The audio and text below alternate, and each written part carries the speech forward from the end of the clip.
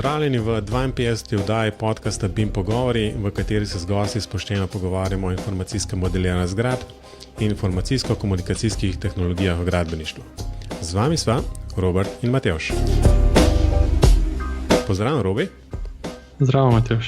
No, današnji oddaji lahko pozdravim Andreja Tibauta, ki je že skoraj stalni ali pa vsaj večkratni gost podcasta. Pozdravljen, Andrej. Zdravo, Robi, zdravo. No, nekaj časa se nismo slišali, tako da me veseli, da si spet vzel čas. Predvsem je pa zanimivo, v bistvu, kje si ta trenutek, ko to snemamo. Ja, v Franciji, severo-vzhod Francije, v Nancyju sem. In kaj počneš? To predvidevam na kakšni univerzi, kakšna predavaš kaj? Ja, zdaj kot veste, v bistvu vsi imamo ista pravila igre v akademskem življenju, ne? Torej 3 meseca raziskovalnega dela v tujini za napredovanja in torej 2 meseca sta mi še ostala in torej, to je zdaj sem realiziral. Zdaj imaš to po novem, v bistvu, kjer se da te 3 mesece po kosih narediti, nekaj v tem smislu je zdaj, ne? So neka taka pravila. Včasih je to veljalo, da si moral dejansko 3 mesece v kosu oddelati.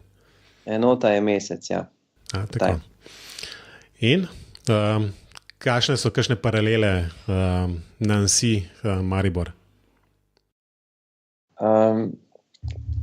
Ja, zdaj, kar se tiče same velikosti mesta, Nancy je seveda večji, ne? Ne vem, za primerjavo, če povem, da ena izmed njihovih najbolj mogoče v tujini znanih regij, to je Burgundija,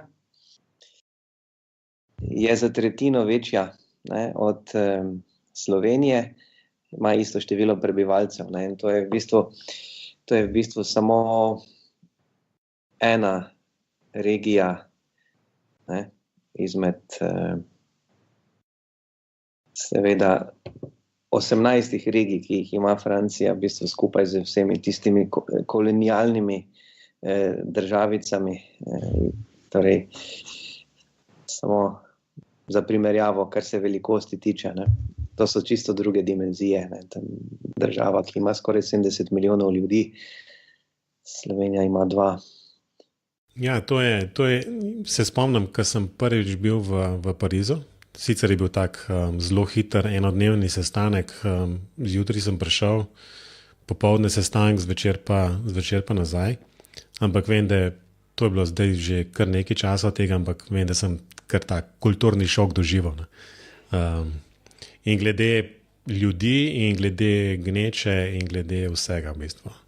Tako da je kar zanimivo, ne? Tu moram reči, da je znosno. Jaz se tu počutim prav fajn v tem Nancyju, ker to res ni mesto, kjer bi bila gneča. To ni Pariz. In mislim, da samo Pariz je v Franciji, Pariz, vse ostalo je, bi rekel, precej drugače. To je pravzaprav dežela, no, bi rekel, ta del. Čeprav, kot rečeno, Nancy je večje mesto kot Maribor. Kaj pa univerza? Kako pa tam zgleda? Ja, torej, jaz sem tukaj na Univerzi Lorraine, na fakulteti za znanost in tehnologijo in znotraj tega je potem še en tak raziskovalni inštitut, čeprav to presega naše predstave o velikosti inštitutov. Tu je inštitut velik kot fakulteta. Ukvarja pa se inštitut v bistvu z avtomatizacijo na področju inženirstva, torej tudi na področju gradbeništva. Pa lahko potem tudi kaj več povemo še o tem, recimo o BIM-ih. Ja, vsekakor tu se bolj kot ne o BIM-ih pogovarjamo, ne. Zdaj pa, preden gremo naprej, bi jaz mogoče se ostal pa na čem, o čemer smo mi dogovorila prejšnjič z Matevžem, pa so malo govorila o teh informativnih dnevih, pa tak naprej. Smo rekli tudi, da bo nekoga z Maribora povabila, da bo še on povedal, kaj se kaj dogaja pri njih. Evo, pa smo danes tebe ujela. Zdaj omenil si že, da nažalost ne veš kaj se dogaja pri vas, zato ker si v tujini. Ampak vseeno me zanima, no, kak je kaj pri vas bilo letos, če ti je kdo kaj sporočil, oziroma če ni bilo letos pa lani. No. A je med študenti kaj zanimanja, mogoče že poznam, mislim med bodočimi študenti, mogoče že sami sprašujejo, kaj v BIM-u, pa to, no. Lahko malo pokomentiraš. Torej, kolikor vem, so letošnji informativni dnevi pri nas bili bolj sistematično organizirani, pa mislim, da to tudi zaradi tega, ker naša fakulteta se malo pozanima, kako to poteka pri vas, potem ne spet, kdaj velja obratno in potem tako vsi napredujemo. Mislim, da so bili letošnji informativni dnevi zelo zanimivi. Celo nekako je prišlo do mini revolucije znotraj naše komisije za promocijo, ki je bila kar ukinjena, zato da bi bili informativni dnevi pač izpeljani še boljše. Zdaj, kar se same predstavitve BIM-a tiče, žal nisem mogel biti vključen zaradi tega, ker sem se pripravljal za tujino. Ja, no, če nadaljujemo v tem smislu. Omenil si, no, da se tudi pozanimate, kako to pri nas poteka, pa tako naprej. Pol ste letos tudi vi naleteli na opis enega poklica prihodnosti, ki je prišel nekje iz naše fakultete, in to so pri nas pomenovali kot digitalni modelar. Prej smo že malo se pogovarjali tudi v tej smeri, pa se mi zdi, a lahko ti tudi kot nekdo, ki je zelo aktiven tudi v okviru slovenskega društva SIBIM, pa to malo pokomentiraš to poimenovanje, no, oziroma kaj si ti potem predstavljaš, pa a se ti zdi ustrezno ali pa ne, sej nič uradnega, ampak tako čisto tvoje mnenje. No. V bistvu, sam prosti, Andrej, ki sem ti skočil beseda, midva zadnjič nismo niti dala enega takšnega celovite definicije. Zdaj ne vem, ali se strinjata, ali je primerno, da dejansko definiramo tako, kot se je pojavilo v časnikih, kaj to sploh je, ne, da pač poslušalci tudi vejo, o čem se sploh pogovarjamo. Probam na hitro tole prebrati, ali pustimo digitalni modelar, pa rečemo, ok, si vsak močkam svoje misle. Jaz bi že bil vesel, če nam postreže z neko uvodno definicijo. No, zdaj sicer, kot rečeno, ne vem, kdo je sicer spisal ta tekst. Mislim, da iz tega tudi nekako izvira mnenje, ki smo ga z Robijem imela okoli samega poimenovanja, ampak morda rečemo kakšno zadevo takoj, ko tole jaz preberem. Ne? Skratka, gradbeništvo se pospešeno digitalizira. Predstava gradbenega inženirja, ki v plastični čeladi in v škornjih bere velik načrt na papirju, je čedalje bolj napačna. Digitalni modelar, inženir za stavbe in druge inženirske objekte pred gradnjo ali obnovo izdela čedalje bolj natančen tridimenzionalen model, ki vsebuje vse podatke za analize in vizualizacije. Doda še četrta dimenzija, ki bodočemu objektu da časovno razsežnost. Objekt torej najprej zgradi v virtualnem svetu. Pri tem preko interneta sodelujejo strokovnjaki različnih strok. Obstoječi objekt se opremlja s senzorji, ki inženirju omogočajo optimiziranje porabe energije in spremljajo odziva objekta na obremenitve, veter, potres. Digitalni model objekta deloma krmilijo robote in pametne stroje, ki izdelujejo posamične komponente. Evo, to je bil opis tega. Zdaj, ali se strinjamo, je ta opis dober ali ne? Ne vem, najbrž si bo vsak svoje mnenje lahko ustvaril. Mi dva sva ga že načeloma povedala. Tako da, Andrej, prepuščam besedo tebi, da še malo ti pokomentiraš tole. Ja, jaz verjamem, to se zelo lepo sliši, zelo lepo bere. Zagotovo je to nekaj, kar novinarji z veseljem objavijo. Mogoče bi se najprej spotaknil ob papir na gradbišču. Torej mislim, da ne glede na to, da seveda se stavbe, torej gradnje v splošnem, da ne izključim tudi infrastrukture, torej gradnje dejansko danes modelira. Mislim pa, da je pomembno povedati, da je papir, ki pride iz takšnega modela, digitalnega modela, BIM modela, še vedno koristen pripomoček na gradbišču in lahko je koristen tudi ob uporabi drugih sodobnih tehnologij, ki nam pri tem pomagajo, ne? Nadgrajene resničnosti recimo, ali pa torej, čisto navadne tablice. To je ena stvar. Z vsem ostalim se v bistvu pa strinjam, no? Ne morem ničemur oporekati. Je nek ideal, k kateremu verjetno lahko stremimo. Verjetno, no, spodaknem pa se vseeno ob sam naziv, digitalni modelar, ker je v bistvu takšen, da bi tisti prvi stavek se lahko glasil tudi, ne, da se strojništvo pospešeno digitalizira, ne samo gradbeništvo, ne, pa da se že tudi kakšna druga stroka, recimo bolj umetniške smeri, recimo kiparstvo,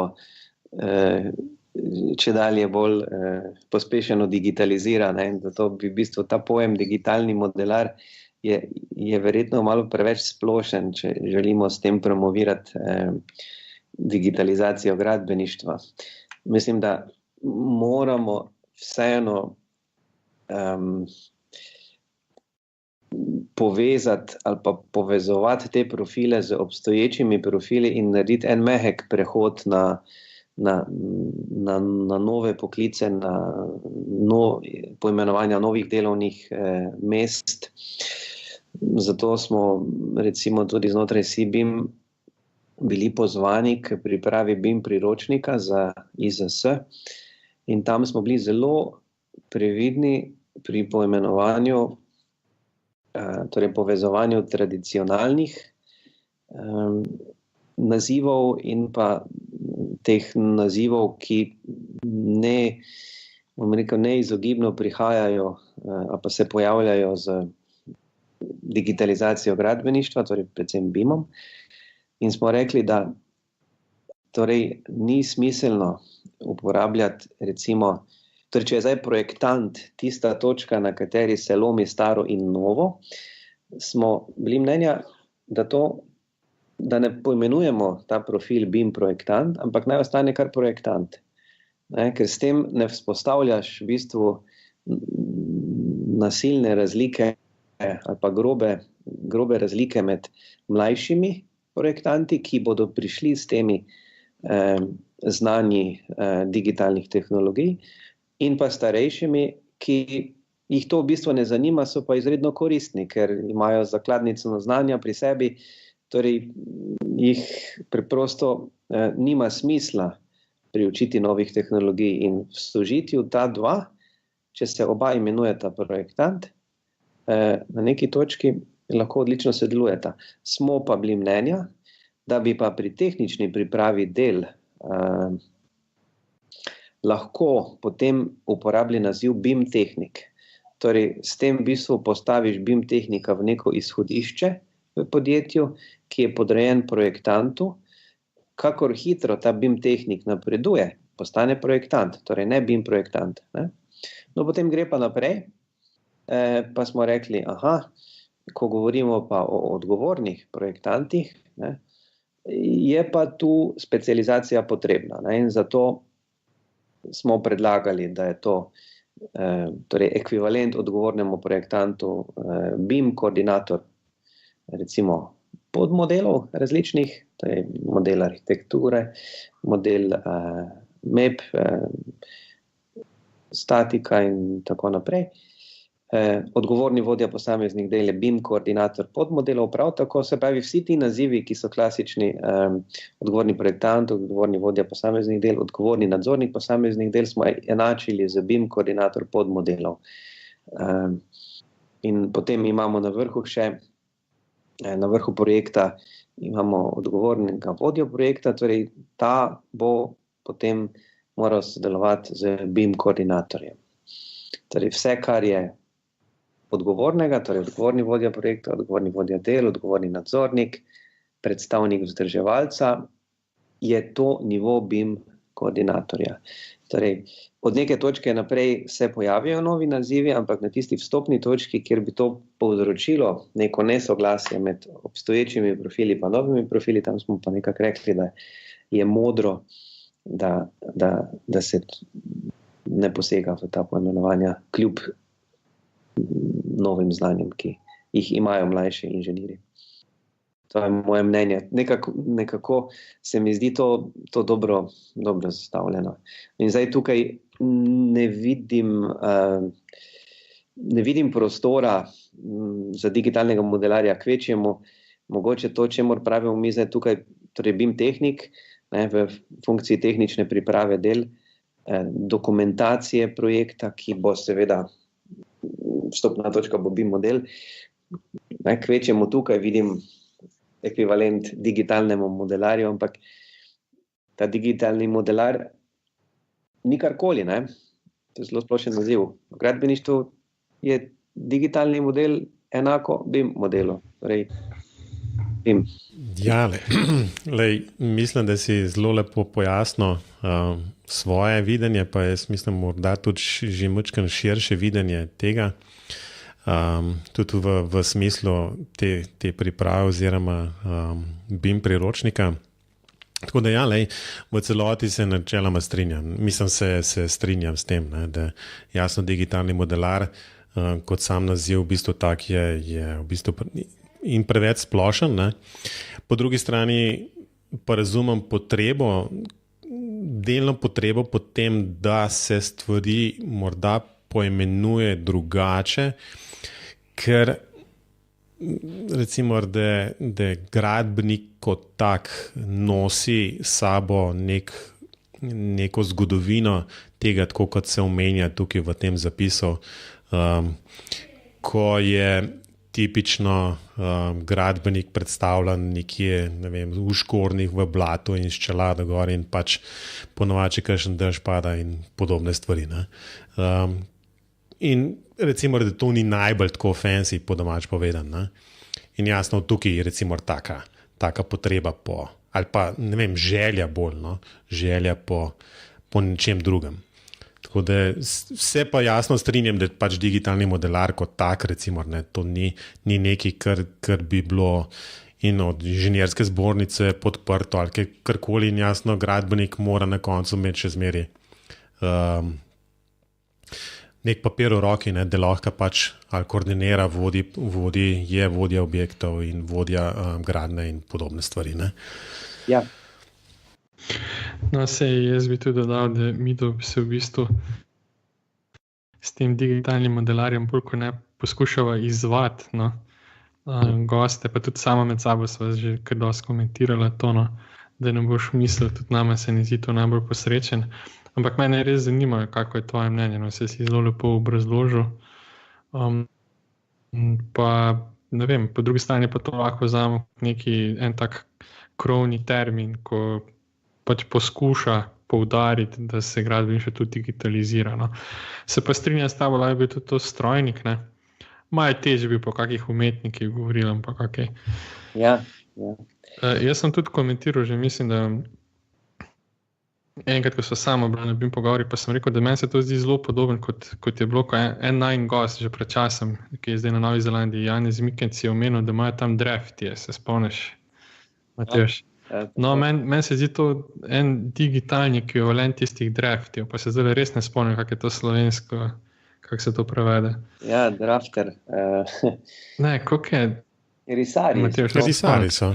Risari, hvala. Tako. No, risari, ne, to digitalni modelari, če temu tako rečemo, no, je pa en profil ljudi, ki bo na podlagi nekih izračunov ali pa kaj to pretvoril potem v modele, tako si jaz to predstavljam. Zdaj, mogoče vidim eno zanimivo, zdaj mi je glih priletelo, če lahko samo toliko povem, v bistvu eno zanimivo posplošitev, če bi rekli, da ne gledamo na gradbeništvo, pa na strojništvo, pa na vsa ta inženirstva, kjer v bistvu govorimo o digitalizaciji, ne, in če rečemo, kar je v zadnjem času zelo popularen koncept, ne, industrija 4.0, torej 4. industrijska revolucija. Tu pa dejansko potem bi lahko rekli, da za vse inženirske profile velja pojem digitalni modelar, ne? V smislu industrije 4.0, ne? Tu se pa strinjam, ne, ampak spet, ne, potem ne govorimo samo o gradbeništvu, ampak govorimo o celotnem inženirstvu, bi rekel. No, za celotno industrijo, to vsaj je to trd industrija. V bistvu, morda, Andrej, če izhajamo iz tega, no, v bistvu vseeno morda predpostavke, ne, da je to sicer tako malo marketinško izzvano poimenovanje. Koliko pa mislim po tvojih izkušnjah in pač študentov, ki so šli nekako skozi fakulteto v Mariboru, s katerimi sem imel nekako stik skozi predavanje in vaje, koliko teh študentov pa dejansko vidi ali pa si želi nekako resno se nekaj naučiti o BIM-u in jim je cilj v bistvu biti, recimo pod navednicami, digitalni modelar, ne? Ali pa upravljati dela, ki bi jih recimo nek BIM koordinator upravljal. V tem smislu, ne? Ali je pa še zmeraj tisti nekak stereotip enega študenta, ki se vpisuje na gradbeništvo, nekdo, ki ima želje, ne vem, projektirati mostove, ne vem, računati te in one stvari, ga zanima potres in ne vem kaj že vse. Bolj recimo temo klasično gradbeništvo.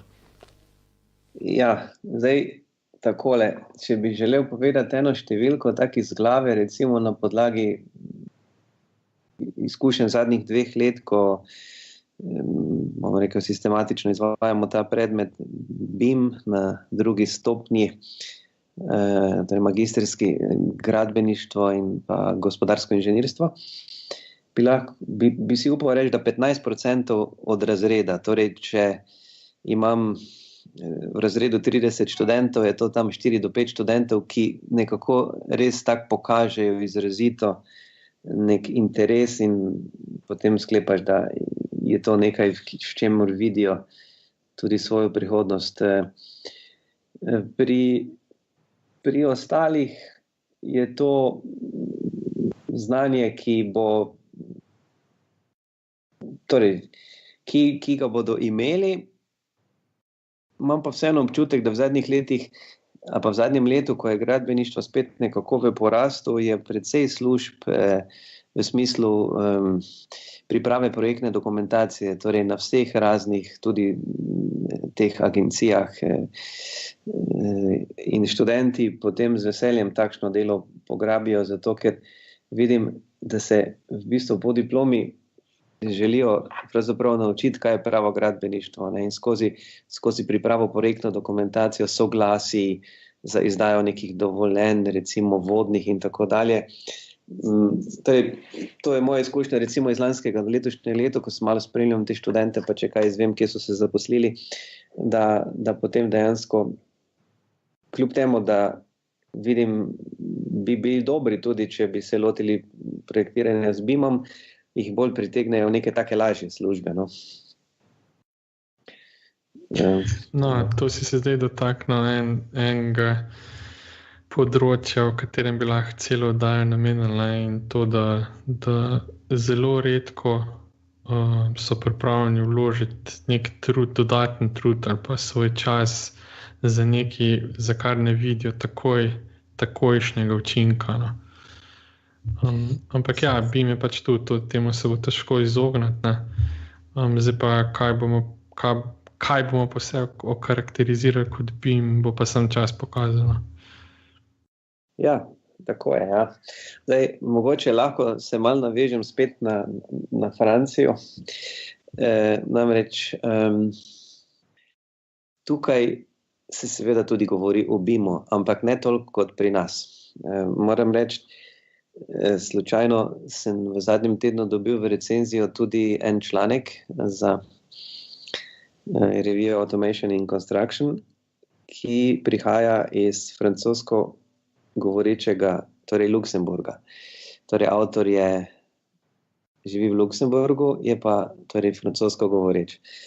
In v tem članku ugotovi to, kar opažam tudi sam, da se BIM v Franciji in v Luksemburgu pravzaprav zelo, zelo malo uporablja. Zdaj, če poskušam to malo razumeti, zdaj prva razlika med Slovenijo in Francijo je ta, da je tu seveda 70 milijonov ljudi. Če vzamemo zraven še francoski del, govoreč del Belgije, pa še Luksemburg, pa to je tega še precej več. In očitno je tu Slovenija v prednosti, ker nas je samo 2 milijona, informacije hitro zaokrožijo. Torej, to je samo potrdilo tisto, kar nekako jaz že zdaj zadnje leta verjamem, da je Slovenija tu lahko zelo uspešna pri vpeljavi BIM-a v slovensko gradbeništvo in smo lahko potem za vzor tudi drugim. Torej, stvari se v večjih državah, čeprav si beremo iste članke, pišemo v iste revije, dogajajo bistveno drugače, bistveno počasneje kot pa v državah, ki so manjše kot je Slovenija. In to je neka naša prednost, ki bi jo mi morali znati izkoristiti za promocijo Slovenije in slovenske znanosti in gradbeništva seveda. Torej, tukaj v pisarni, v tem inštitutu, imam tudi enega profesorja, torej delim pisarno z njim. In ko sem prvi teden mojega prihoda sem na enem takem hitrem sestanku, malo smo se povohali, kaj počnemo mi, kaj počnejo tukaj, in ko sem mi pokazal 4D animacijo, gradnje so dol padli. Namreč, zakaj? Ti ljudje tukaj na tem inštitutu so od računalničarjev do strojnikov, do elektroinženirjev, tudi kakšen gradbenik se najde, ampak način, na katerega mi pristopamo, torej na fakulteti za gradbeništvo, je v bistvu popolnoma drugačen, kot ga ljudje, ki jim je to pravzaprav orodje, razumejo. Mi učimo študente dejansko modelirati, učimo jih delati BIM 4D animacije in tako naprej. Tukaj pa v bistvu tega ne znajo, vsaj na tej fakulteti, in se jim zdi zelo, in bi v bistvu radi prišli do enih takih animacij po drugi strani, z opazovanjem objekta in generiranjem približka BIM modela, torej IFC modela. In bi v bistvu potem mi gremo v smeri gradnje in vizualiziramo potem to gradnjo, oni grejo pa iz kontra smeri, ko objekt že stoji, in poskušajo ugotavljati potem na podlagi fotogrametrije, računalniškega vida, kaj se s tem objektom dogaja, tudi kaj se dogaja z objektom v smislu energetske, recimo za termografsko kamero naredijo posnetke hiše in ugotavljajo, kje so potem toplotni mostovi, in v bistvu iz teh posnetkov poskušajo zgenerirati BIM model. In pravim, sem bil presenečen, da jih je tako zelo impresionirala ena 4D animacija, ki je bila narejena v Navisworksu. Ampak to je v bistvu meni samo dokaz, da BIM dejansko uporaben, ker ga uporabljajo zdaj tudi inženirji ali pa znanstveniki, raziskovalci na teh mejnih področjih, ki se gradbeništva v bistvu dotikajo. Ne. To pravzaprav zdaleč si gradbeniki ne smemo delati utvar, da je to samo področje gradbeništva, ne. Ker če bomo živeli v tem prepričanju, nas bodo v bistvu druge discipline v tem smislu prehitele, ker jemljajo ta BIM kot orodje, mi ga raziskujemo, ne, oni ga uporabljajo in ta področja se začnejo zelo, zelo prekrivati. Ne. To je moja ugotovitev, recimo tudi od tukaj. Mogoče samo da zaključam glede tega. Se strinjam, mislim, da smo imeli z Robi danes neko podobno debato okoli tega, ne? In smo nekako ugotovili, da praksa, kjer v bistvu ta orodja uporablja in dejansko, skratka vidik, raziskovalni vidik ali pa vidik neke bolj praktične uporabe BIM-a se lahko v veliki meri razlikuje. Čeprav jaz na koncu se nek BIM model, nek BIM proces na koncu zgradi v bistvu lahko, ne. Ampak idejno pa kako do tja prideš je pa zelo drugačen, ne. In morda Andrej je bilo to nekako tudi podobna zgodba ali podobno razmišljanje. No? Ja, to je podobno razmišljanje, ja. Ok, mislim, da smo obdelali ta osrednji del, tako da bi zaključili s temle počasi. Andrej, si morda kakšno razmislil, kakšno priporočiti, zdaj si v Franciji, zihar imaš kaj za priporočiti poslušalcem? Zdi se mi, da se velikokrat pritožujemo nad slovensko politiko, slovensko administracijo, pa moram reči, da ena francoska ni nič drugačna. Ne? Torej, spet prihajam do tistega, da je dobro vsake toliko časa stopiti malo dlje čez mejo, da potem bolj ceniš to, kar je doma. Ne? To je ena taka splošna ugotovitev, ki se nanaša mogoče ravno zdaj na tole mojo tujino. Ne? Lahko še povem tudi kak primer, s katerim to potrdim, kar sem povedal, ne? Glede administracije. Torej, v roki držim eno kartico, ki mi tu odpira zdaj vsa vrata. Ko sem se odločil za to gostovanje tukaj, so mi povedali, da moram postopek začeti 2 meseca prej. Pa mi ni bilo jasno, zakaj. Namreč ta inštitut se ukvarja tudi z raziskavami na področju varnosti in torej ta informacija, da jaz pridem, sem je morala biti potrjena nekje v Parizu na ministrstvu. Ampak nekako sem potem verjel, da bom v 2 mesecih to tudi dobil.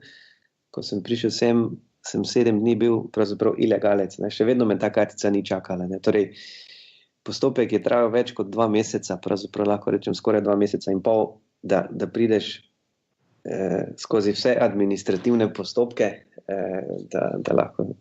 In to se mi zdi v bistvu na nek način zelo težko razumljivo. In torej hočem reči, da zagotovo niso nič boljši, ne, kot si včasih mislimo, da je vse druge vse boljše. Bi rekel, da v nekaterih rečeh so tudi malo počasnejši. Ne. Ja, dober primer. Robi, kaj imaš pa ti? Jaz imam pa danes en članek iz spletne strani Inštituta za Civil Engineering, Inštitut za gradbeništvo, ali ne vem, kako bi to prevedel, iz Velike Britanije, kjer pa kritizirajo BIM oziroma kako je BIM adoption. Danes pa meni besede zginjajo iz glave. Pač koliko ljudi že uporablja BIM v njihovi gradbeni industriji. No, in kar je meni zanimivo je to, ne? Že naslov me je pritegnil, zato sem tudi to šel brati. In naslov je BIM, gradbeništvo mora najprej upeljati 3D CAD. In potem pač povezava do tega članka bo v zapiskih, pa predlagam, da si ga preberete.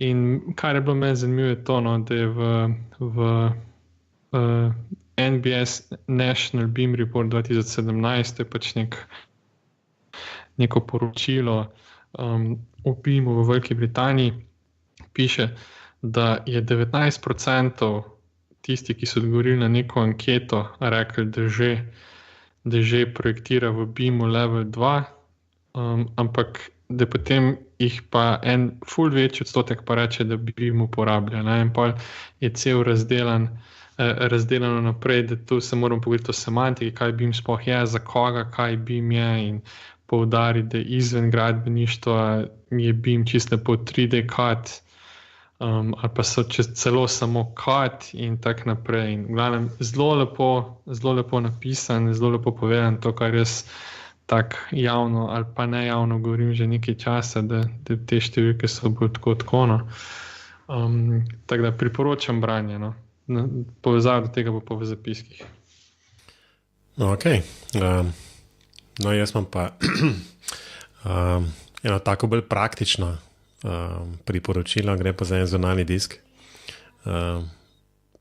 Ja, čisto v bistvu je nič posebenega, ne? Ampak je pa SSD disk, ki od Samsunga 500 giga sem si privošel, kar je precej nekako ni najbolj cenovno ugoden, ne? Ampak dobra stran je, ne, da ima USB-C vmesnik, kar pomeni, da je blazno hiter, tako da zdaj sem ves srečen, ker lahko tele podcaste urejam kar direktno z tega zunanjega diska in imam malo več prostora na disku v računalniku. Tako da, če kdo čuti potrebo potem, da je imel zunanji disk, na katerega bi shranjeval, ne vem, audio, video in podobne stvari in od tam, kar urejal stvari, potem je SSD zunanji disk od Samsunga precej idealna izbira. Ja. To je pa z moje strani. Cene ne smeš povedati. Ne, cena pa boljš, da je vsak sam pogleda, ampak 250 €, nekaj tazga. No. Zdaj sem danes sem preveril cene, še celo nekaj znižen, tako da big deal, ne. Ampak kakorkoli že, tudi toliko je bil vreden. No. Ok. Znači, smo pri koncu, Andrej, dej, kje te lahko poslušalci še kaj vprašajo, kako je kaj v Franciji? Kam ti lahko pišejo? Na moj elektronski naslov, na Twitter, LinkedIn, tradicionalni digitalni kanal. Bomo kaj od tega polinkali v zapiskih. Zdaj ne vem, Robi Twitter nekaj štrajkaš zadnje čase, si rekel? Ja, zdaj imam nov računalnik in sploh nisem Twitter odjemalca garda, tako da na Twitteru me boste zdaj težko dobili. Ja, ampak zdaj si tako slišal, da je Twitter ukinil tistega native Mac klienta, tako da nisi še nič zamudil, tako da boš lepo šel na spletno stran na Twitterju in še zmeraj lahko sodeloval v burnih razpravah. Ampak ne, to so zdaj ukine, ko jaz nisem. Ja, točno to. Je v bistvu, veš kaj je, ne? Je v bistvu to, število inštalacij je tako za 50% padlo. Tako. Kdo pa še uporablja klienta za Twitter na računalniku? Jaz dvigujem roko. Se zato pravim, da je 50% padlo, ker v nehal. Ok, Robi, kam pa sicer lahko poslušalci pišejo? Evo, robert@klinc.net pa roka. Odlično. No, mene še zmeraj najlažji, ker na matevždolenc.com, tam dobite, poklikate, boste že našli naprej maile. Sicer pa BIM pogovori, tako kot vedno, še zmeraj na spletu, Facebooku, Twitterju, še vedno, čeprav Robi nima več klienta.